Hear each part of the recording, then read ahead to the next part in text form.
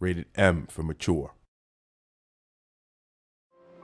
Like most mob stories, it's a rags to riches story. Here's where you are, here's where you want to be, and here's what you have to do to get there.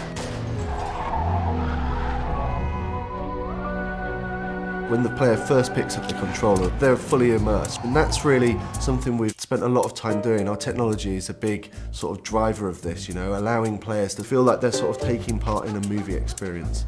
We've built all the technology from the ground up to be exactly as we need it. Being it the AI system or streaming system, things which enable us to make the city alive exactly as we envision it. The fact that we built our own illusion engine enabled us to execute exactly what we wanted to happen in the game.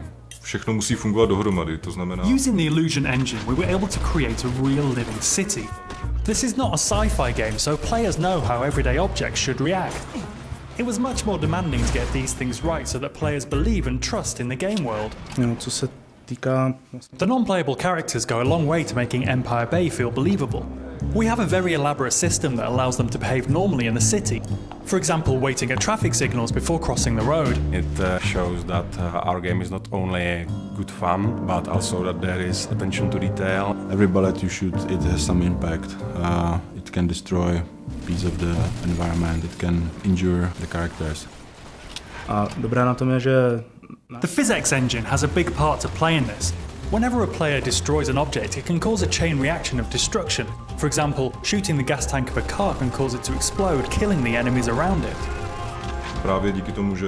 Because of the sheer number of destructive possibilities, we needed the lighting to be dynamic. Our illusion engine is perfect for this.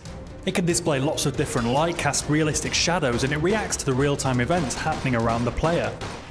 Podstatná část Mafie jsou... In order to link this world with the gameplay and the great story, we needed to create cutscenes that were like short films. It's a very important thing for Mafia, the fact that the game looks like a movie.